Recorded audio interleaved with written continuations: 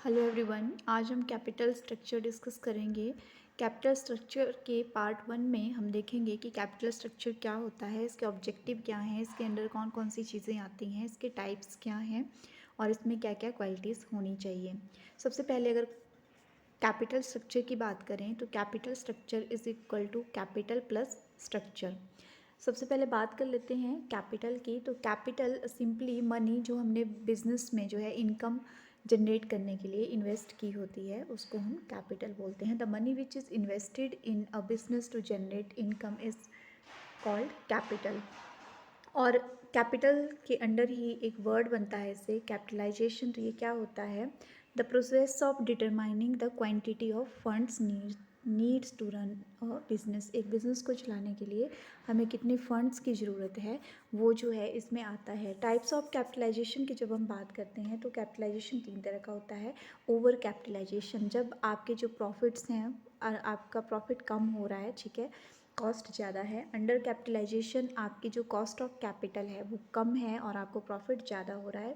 Water capital, इसमें ये है कि जितनी आपने जो है जितने के लाइक आपने शेयर लिए थे उनकी जो रियलाइज्ड वैल्यू है, एट लास्ट उनकी जो रियलाइज्ड वैल्यू है वो कम आती है, लेस आती है, ठीक है। जैसे कि 1,20,000 के आपने शेयर लिए थे, बाद में आपने जब रियलाइज़ किया कि इनकी वैल्यू जो है वो ओनली 1,00,000 है, तो जो 20,000 का यहाँ गैप बना, that is your water capital.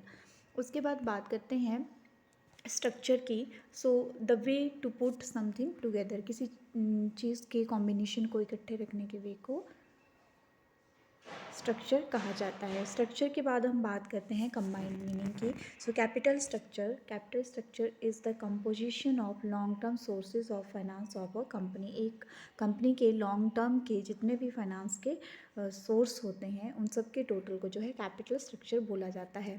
Capital structure की जब हम बात करते हैं तो कैपिटल स्ट्रक्चर में बेसिकली फाइनेंस जनरेट किया जाता है और फाइनेंस को जो है वेरियस वेज में क्लासीफाई किया गया है। तो फाइनेंस की जब हम बात करते हैं तो देखिए यहाँ पे on the basis of period, on the basis of ownership and on the basis of sources of generation, ठीक है। Classification of sources of finance जो है 3 बेस पे होती है। एक पीरियड बेसिस पे, दूसरा ओनरशिप बेसिस पे और तीसरा जो है वो जनरेशन बेसिस पे। सबसे पहले पीरियड बेसिस की बात करें तो 2 तरह का पीरियड होता है, लॉन्ग टर्म पीरियड, ठीक है, और शॉर्ट टर्म पीरियड। तो on the basis of period, sources of finance is of long term financing sources and short term financing sources. Long term में हमारा equity share, preference share, debentures, long term loans और fixed deposit आते हैं। जब short term financing की हम बात करते हैं तो इसमें हमारे बैंक क्रेडिट, ठीक है, बैंक क्रेडिट, कस्टमर एडवांसेस, ठीक है, trade credit, factoring, public deposit, money market आता है। उसके बाद जो है जब हम on the basis of ownership sources of finance की बात करते हैं तो ओनरशिप के बेस पे जो है सोर्सेज ऑफ फाइनेंस हमारे पास रहता है अपना शेयर इक्विटी कैपिटल, ठीक है।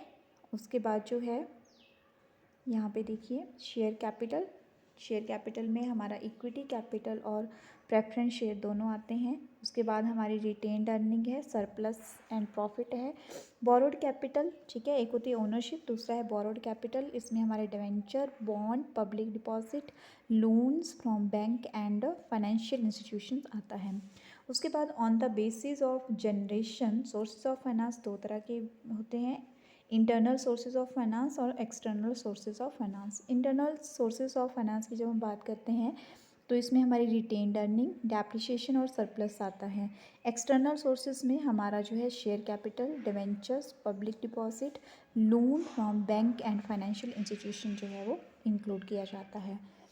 बात आती है capital structure versus financial structure की। तो कैपिटल स्ट्रक्चर की जब हम बात करते हैं तो मैंने आपको पहले भी बोला कि capital structure means composition of long term sources, whereas financial structure means capital structure plus current liabilities, ठीक है। सो जो फाइनेंशियल स्ट्रक्चर है that is bigger than capital structure, because इसमें जो है capital structure plus current liabilities दोनों आती हैं, ठीक है।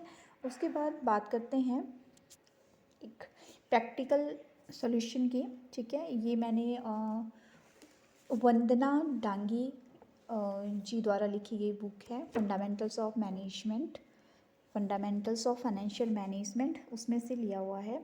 तो इसमें देखिए हमारे पास जो है इस क्वेश्चन में दिया हुआ है, शेयर कैपिटल दी है, प्रेफरेंस शेयर दिए हैं, 10% डिवेंचर दिए हैं, रिटेन्ड अर्निंग दी है, बिल्स पेबल और क्रेडिटर्स दिए हैं, liability side, asset side fixed assets, goodwill, stock, bills receivable and data दिए हुए हैं और कैश एंड बैंक दिया है। सबसे पहले अगर इससे मुझे जो है कैपिटल निकालनी हो तो मुझे पता है capital is the total of equity share capital plus preference share capital, ठीक है। तो देखिए यहाँ पे इक्विटी शेयर कैपिटल 30 लाख है और प्रेफरेंस शेयर कैपिटल 15 लाख है, तो ये मेरे पास आ गया 45 लाख, ठीक है। उसके बाद अगर मेरे को जो है कैपिटल स्ट्रक्चर निकालना हो तो मेरे को पता है कि कैपिटल स्ट्रक्चर में लॉन्ग टर्म से जो भी फाइनेंसिंग की जाती है वो सारी आती है। तो इसमें equity, preference share capital, debenture, retained earning आएगी। तो मैंने इन सबको टोटल किया तो मेरे पास 66 लाख आ गया। अगर यहाँ मुझे फाइनेंशियल स्ट्रक्चर निकालना हो तो मुझे पता है financial structure is equal to capital structure plus current liabilities, और इसको हम इस तरह से कैपिटल स्ट्रक्चर का पूरा फॉर्मूला लिख के भी कर सकते हैं, equity share capital, preference share capital, उसके बाद debentures, retained earning, bills payable plus creditor. तो इन सबको अगर हम टोटल इनका करेंगे तो ये हमारे पास आ गया 80 लाख। उसके बाद बात करते हैं qualities of optimum capital structure. एक ऑप्टिमम कैपिटल स्ट्रक्चर को कैसा होता है, जो लेस रिस्की हो, मिनिमम कॉस्ट ऑफ कैपिटल जिसमें हो, सेफ हो, फ्लैक्सिबल हो, कंट्रोल हो, अंडर कंट्रोल हो, मैक्सिमम रिटर्न जो है उसमें हमें आती हो।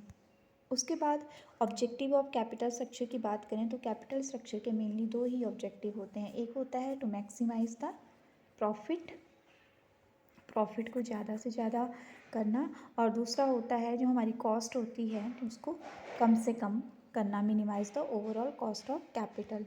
उसके बाद फॉर्म्स ऑफ कैपिटल स्ट्रक्चर की बात करते हैं। कैपिटल स्ट्रक्चर में सिंपली जो है कॉम्बो लिया जाता है कि कितने शेयर, कितने डिवेंचर, कितने प्रेफरेंस शेयर, कितने इक्विटी शेयर, ठीक है।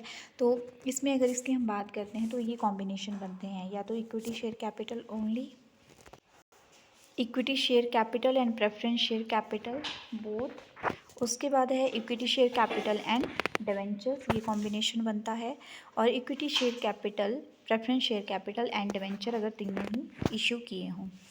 नेक्स्ट हमारे पास आता है डिटर्मिनेंट्स और factors affecting capital structure. Determinants में अगर हम देखें तो ऐसे कौन कौन से धारक हैं जो हमारे कैपिटल स्ट्रक्चर को अफेक्ट करते हैं। तो इसमें हमारा फाइनेंशियल लीवरेज आता है, कॉस्ट ऑफ कैपिटल भी अफेक्ट करता है, बिकॉज हम देखते हैं कि हमारे कैपिटल का खर्चा कितना बैठ रहा है और हमें उससे रिटर्न कितनी मिलने वाली है। असेट्स का नेचर अफेक्ट करता है, स्टेबिलिटी ऑफ द सेल, ठीक है। अगर हमारी सेल स्टेबल है तो हमें पता है हमारी इनकम आ रही है तो हम ज़्यादा जो है वो फाइनेंसिंग नहीं करेंगे क्योंकि हमारे पास अपना भी सोर्स हो जाता है। नेचर ऑफ द बिज़नेस, बड़ा बिज़नेस है ज़्यादा पैसा चाहिए, छोटा बिज़नेस है कम पैसा चाहिए। साइज़ ऑफ द एंटिटी, ठीक है, आपकी एंटिटी का साइज़ क्या है, बिग है तो ज़्यादा चाहिए, फाइनेंस कम है तो कम चाहिए। Cash flow, ability to service the debt, आपको लोन मिलने की पॉसिबिलिटी जो है कितनी है, क्या आपको इजीली लोन जो है वो अप्रोचेबल हो जाता है तो आपको कम पैसा चाहिए, अगर जो है इजीली अप्रोचेबल नहीं है तो आपको ज़्यादा पैसा चाहिए। लीगल रिक्वायरमेंट, अगर लोन लेने के लिए ज़्यादा रिक्वायरमेंट आपको फिल करनी पड़ती हैं तो इट मीन्स कि आप एट अ टाइम जो है ज़्यादा फंड इकट्ठा कर लेते हो, वो आपके लिए सही रहता है। क्रेडिट स्टैंडिंग, आपका जो है आपकी क्रेडिट स्टैंडिंग कैसी है, आपको क्रेडिट इजीली अवेलेबल हो जाता है तो आप जो है अपना फाइनेंसिंग कम करते हो। उसके बाद कंट्रोल की हम बात करते हैं। सो कंट्रोल भी बिग रोल प्ले करता है, बिकॉज अगर आपकी कंट्रोलिंग कैपेसिटी ठीक है, it generate you more profit, and profit अच्छा आएगा तो आपकी जो फाइनेंसिंग रिक्वायरमेंट होगी फ्रॉम आउट सोर्सेज वो कम रहेगी। Capital market conditions, capital market conditions की बात करें, अगर आपकी शेयर्स की वैल्यू जो है फ्लक्चुएट होती रह रही है तो it will directly affect your profit, profit affect होगा। अगर कम हुआ तो आपको जो है अदर फिर फाइनेंस की रिक्वायरमेंट रहती है तो उसके हिसाब से आप अपना जो है कैपिटल स्ट्रक्चर डेफिनेटली सोचोगे। उसके बाद बात आती है फ्लोटेशन कॉस्ट की। अगर फ्लोटेशन कॉस्ट ज़्यादा है तो आपको ज़्यादा पैसा चाहिए तो इट मीन्स आपकी फाइनेंस की रिक्वायरमेंट जो है वो ज़्यादा रहेगी। Thank you.